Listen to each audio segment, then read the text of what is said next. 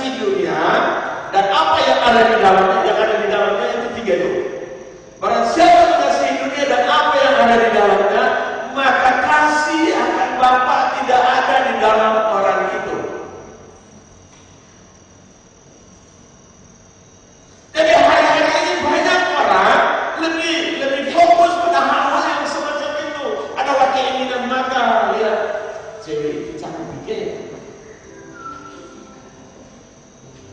Dia punya body. Saya tahu body itu body apa nih?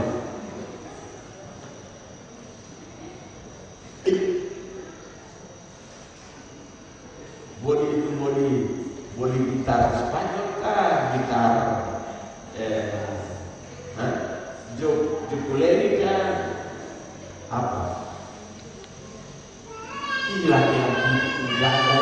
Tidak melihat perempuan itu yang perhatikan laki-laki. Bagaimana para wanita? Betul ke sih? Kalau ibu-ibu para wanita bilang sih, itu berarti engkau sementara membohongi dirimu. Dan yang kedua itu berarti engkau tidak normal. Engkau adalah abnormal. Tapi manusia, entah itu laki-laki atau perempuan yang normal, yang sehat, dia pasti ada laki-laki, dia akan lihat perempuan yang cantik. Perempuan itu dia cantik. Tapi sebaliknya perempuan juga akan lihat laki-laki itu gagah ini. Tidak sedikit banyak orang menggantung diri karena putus cinta. Karena laki-laki yang dia idam-idamkan pada akhirnya beralih ke orang lain. Putus cinta, gantung diri. Gantung diri apa lagi? Dulu kan terkenal dengan Bible, susah masalah. Ada yang gertak-gertak, sudah beta, sudah beta bunuh diri, belum baik.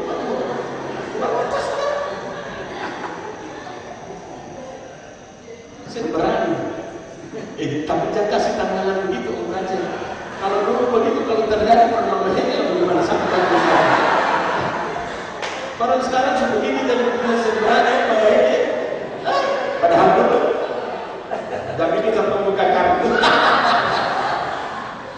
Ya saudara kita kasih di dalam Tuhan Yesus Kristus. Saya tidak sementara bikin lelucon, saudara.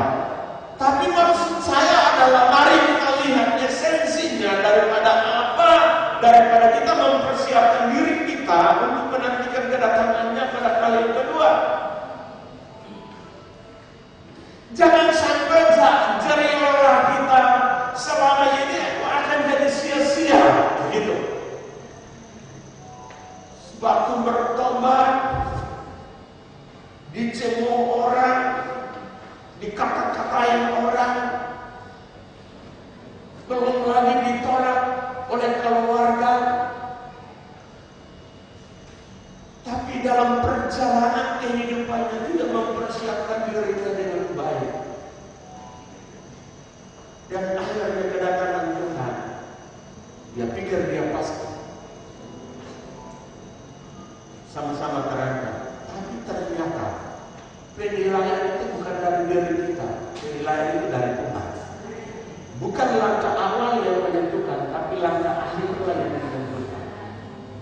Dan ketika itu kita tidak terangkat bersama-sama, itu berarti bahwa kita melelahkan diri kita dengan berbagai hal yang ada di dalam dunia, berbagai kegiatan-kegiatan ibadah kita akhirnya tidak ada artinya. Itulah sebabnya Alkitab berkata begini, ibadah itu mengandung janji, baik untuk hari ini maupun untuk waktu yang akan datang. Amin. Ada sebagian orang berpikir ibadah itu tidak, saya tidak masuk ibadah hari ini, tapi kan masih ada esok. Tapi tidak mengerti kalau tiba-tiba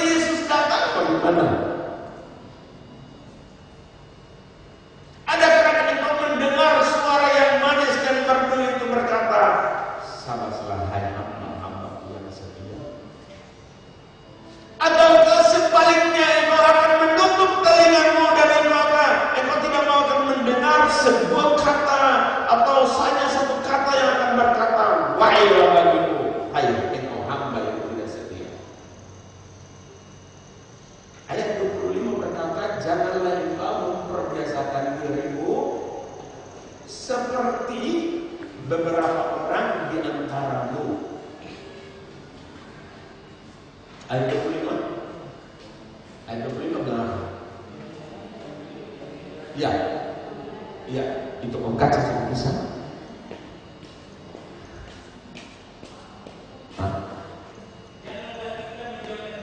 Janganlah kita apa? Dari pertemuan ibadah kita. Ya, seperti yang dibiasakan oleh beberapa orang. Nah, cuma beberapa orang. Semua, cuma beberapa orang. Tapi dikatakan janganlah kamu, ya kan? Cuma beberapa orang yang membiasakan dirinya untuk tidak ada dalam pertemuan ibadah karena kebiasaan. Tetapi dikatakan ya, janganlah kamu menjauhkan diri dari pertemuan ibadah kita. Itu dia. Apa? Seperti dibiasakan oleh beberapa orang. Tetapi marilah kita saling menasihati dan semakin giat melakukannya menjalankan Al-Quran. Kenapa saudara? Karena dalam ibadah itu ada nasihat, dalam ibadah itu ada teguran, dalam ibadah itu ada pengajaran, dalam ibadah itu saling mendorong satu dengan yang lain. Lalu yang bilang ini katakan, kalau itu sudah ada, marilah kita melakukannya. Melakukan apa? Yang dinasihati itu, yang diajarkan itu. Marilah kita melakukannya